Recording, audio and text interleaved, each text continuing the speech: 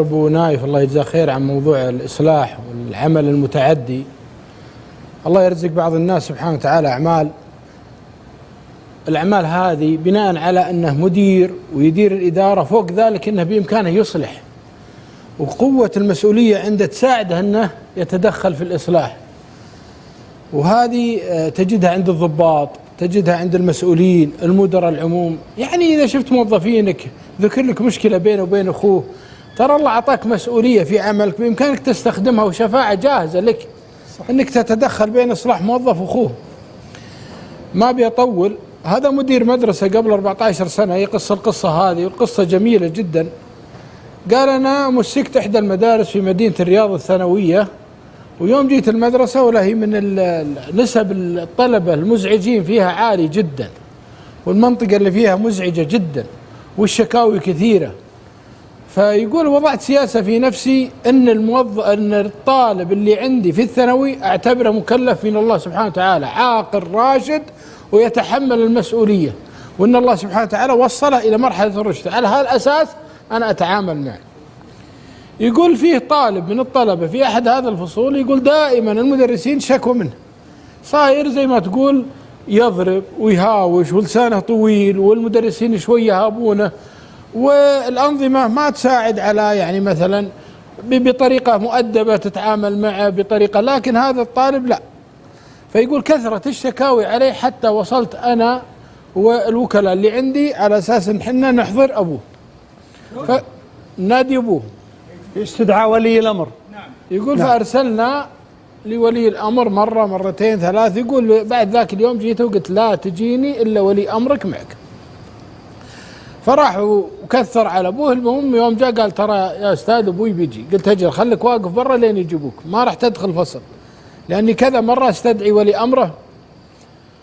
فيقول يوم خذنا ويجي ولي امره. انا يوم سالت عن ولي امره، الرجل هذا متزوج 3 حريم وعنده 3 بيوت، والاولاد واجد والمصاريف واجد وعليه ضغوط. ويوم جاني ولا والله محشي من غيري يعني على المدرسه. ويوم دخل حتى لا سلام ولا كلام، وقام يتكلم علينا كلام جارح. ولا والله توقعت اني اتفاهم مع انسان عاقل، لا والله ما في عقل ولا في هنا اسلوب جارح، هنا كلمات شاطحه، هنا تهجم على المدرسه. جاب كلام مو بصحيح، لكني ماني في وقت اني اتصادم معه، مو هو بوقت اني اتصادم مع رجل بهذه الطريقه. صار بيني وبين شده ومن هالكلام هذا كله. فالاخير قال اصلا مدرستكم وانا مجلس ولدي فيها، اعطوني ملفه بمشي. قلت انا ما جيتك عشان اعطيك ملفك، انا ابغى اصل انا وياك الحل، نصلح هذا الشاب، هذا ولدك تراه مسكين. قال لا مسكين ولا هم يحزنون، اعطوني ملفه خلوني امشي. قلت خلاص ان شاء الله انتظر لين نخلص الاجراءات. يقول يوم اخذت شوي ناديت الطالب قلت خلوه يدخل علينا. دخل الطالب لابوه جالس. يوم دخل الطالب قلت وش رايك انت تبي تترك المدرسه؟ انا اول ما دخل الطالب سكت شوي، انتظر الطالب انتظره ما تكلم. قلت انت ايش تبي الحين، تبي تقعد في المدرسه ولا بتطلع منها؟ قال لا والله يا استاذ اللي يبيه ابوي انا فيه يقوله. قلت خير ان شاء الله. الابو طلع زعلان في الحوش، وراح الولد معه. ناديت الفراش قلت نادي لي الطالب مره ثانيه. جاء الفراش قال مدير المدرسه بيك. يقول يوم دخل علي بديت افكر كيف ادخل على الطالب في الفتره هذه. قلت انا شقاوتك على جنب، وهواشك مع المدرسين على جنب، وكل تاريخك اللي تعاملت فيه في هالفصول ومعنا على جنب، لكن ما تستحي على وجهك تدخل وانا موجود وابوك موجود، ما تحب راس ابوك وخشمه ويده. الله الله الله، وش هالتربيه عندك؟ يقول وادخل عليه من هذا الباب. ابوك رجعنا قدامي وانا مدير المدرسه يا اخي، حتى لو بينك وبين ابوك مشكله حب. يقول انا شايف الصبح. قلت واذا شفت الصبح انت لو تركب انت وابوك سياره وتنزل مع الباب هذا حب راس ابوك وخشمه، لو تدخل من غرفه وتطلع من غرفه وتجي ابوك حب راسه، على الاقل حتى اذا صار في اجناب يعرفون انك محترم مع ابوك. صح. يقول يوم بدا يفك اللطمه ويعدل جلسته، والرجل استدرك الوليد. ما انا دخلت عليه بطريقه اسمها الذكاء العاطفي، ابغى اتلمس فيه. الولد فيه خير وحنا نحاول نبحث عن خير في هالطلبه على اساس نحييه. يقول انا يوم كثرت عليه الكلام هذا والله دمعت عينه تطلع له شوي، يناظر ابوه مع الدريشه. يقول انا اشوف ابوه رايح جاي مع الدريشه وهو يناظر ابوه. قال له عطني لحظه. يقول هو يطلع ويروح يحب راس ابوه وخشمه ويده. قال ايش قايل لك المدرس؟ يشيشك علي. لا زال الابو مشحون. قال والله يا ابوي يوم دخلت عليه قال لي ما تستحي على وجهك، تشوف ابوك قاعد عندي ولا تحب راسه ولا خشمه ولا يده. قال هذا ما قال لك؟ قال لي. يقول ولا والله حتى جيته وحبت راسه وخشمه استغربها الابو، ويجيني الابو انا ظنيته انه بيزعل علي زياده الابو. يوم دخل علي قال والله العظيم لحب راسك وخشمك، يقولها الابو لي. ما شاء الله. قال والله لحب، القصه حقيقيه والرجل عيا يذكر. بيحب راس المدير. المدير من اللي بيحب راسه؟ الابو. ابو الولد. عقب ما شاف ولده جاء في الفسحه وفي برا حب راسه وخشمه. يدخل والله اني لحب، والولد والله ما يطلع، واللي تبونه حاضر، وانا تحت امركم، وانا غلطان، وانا مدري ايش من الكلام هذا كله. يقول وتنقلب الموازين خلال دقيقه واحده بفتح من الله سبحانه وتعالى. هذا توفيق من الله. اي والله. هذا التوفيق اذا قالوا التوفيق. نيه المدير صالحه وناوي يصلح فيها الطلبه، والله رزقه سبحان الله فتح ودخل منه. يقول وان الابو يتكلم كلام عجيب ويتغير صورته 380 درجه.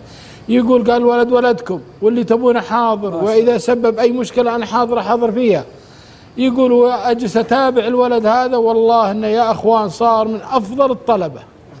وانه سبحان الله الابو اتصل معه تواصل معي قال والله بشرك الولد بخير وطيب، وصار سبحان الله ما يدخل الا يحب راسي وخشمي يدي. فيقول يا اخ عبد الله ايضا من الاشياء اللي عندنا يعني على المداخل هذه، عندنا طالب شعره الى نص كتوفه، والمدير عجز فيه والوكيل عجز فيه والناس عجزوا فيه، ودائما اشوفه موقف قص شعرك قص شعرك. المهم يوم جاء ذاك اليوم ومر عليه في نفس المدرسه، قلت يا ولدي، قال نعم. قلت ابوك وامك راضين عن هالشعر اللي انت عليه؟ انسانهم راضين وتصدقني القول ابى اخليك ترجع الفصل. قال لا والله مو براضي، وانهم متضايقين اكثر منكم يا اللي في المدرسه كلهم. قال ما تستحي على وجهك، اتركنا عنك، ابوك وامك مصدر حياتك ومصدر بعد الله سبحانه وتعالى وجودك في هالكون بعد الله، تخالفهم. وش الشعر هذا؟ قال والله ما يجي الاحد الا تشوف شعري مقصوص يا استاذ. يقول والله ما جاء يوم الاحد الا ان شعره على 3. قلت ليش على 3؟ فالشاهد في الكلام كثير من الناس الله يعطيه المسؤوليه في عمله وفي مدرسته وفي ادارته، استخدمها وانا اخوك بطريقه ذكيه، استخدمها بطريقه توصل الرساله. هذا من النفع المتعدي. الرسول صلى الله عليه وسلم يوم نزل المدينه ذكر اول حديث ابو ايوب الانصاري، قال الا اخبركم باشياء اذا فعلتموها تحاببتم، افشوا السلام وصلوا الارحام وصلوا بالليل والناس نيام واطعموا الطعام. 3 اعمال متعديه، واحد اللي هي الصلاه مقتصر عليك. هذه الاعمال المتعديه مطلوبه منا، مو بس اني انا اجي في هذا المجتمع ما لي اثر، اجي في المجلس ما لي اثر، اجي في ادارتي ما لي اثر. اذا ما لي اثر اروح اقعد في بيتي واسكر علي واقعد اقرا مصحفي واصلي.